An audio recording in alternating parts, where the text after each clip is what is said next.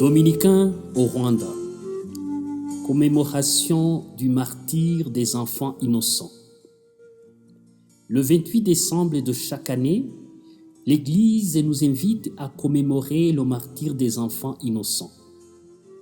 Dans l'évangile qui nous est proposé aujourd'hui, Hérode, déçu par les rois mages qui ne lui ont pas donné le rapport de leur visite au bébé roi, et craignant d'être détrôné un jour par ce bébé qui venait de naître, s'enrageant contre tous les bébés mâles et les extermina. Jésus a échappé à ce massacre grâce à l'avertissement de l'ange et à l'obéissance de Saint Joseph. Que pouvons-nous apprendre de ce martyr? Face à cette cruauté et sauvagerie, la seule bonne nouvelle que nous pouvons apprendre, c'est de ne pas répéter nos mauvaises expériences ou celles des autres.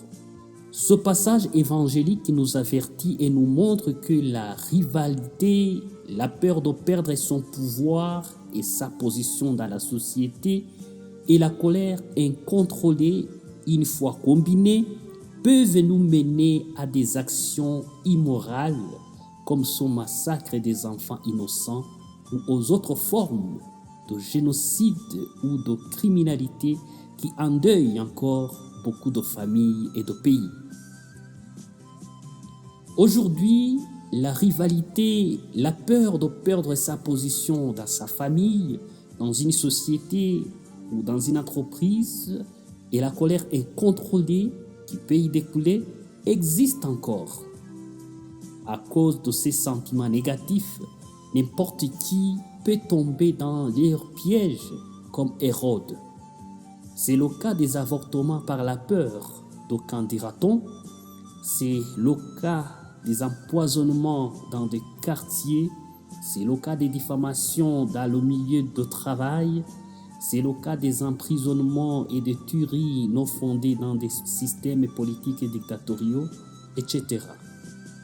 Aujourd'hui, la commémoration de ces enfants martyrs nous interroge sur notre façon de gérer la rivalité, la peur et la colère. Comment nous gérons nos concurrents?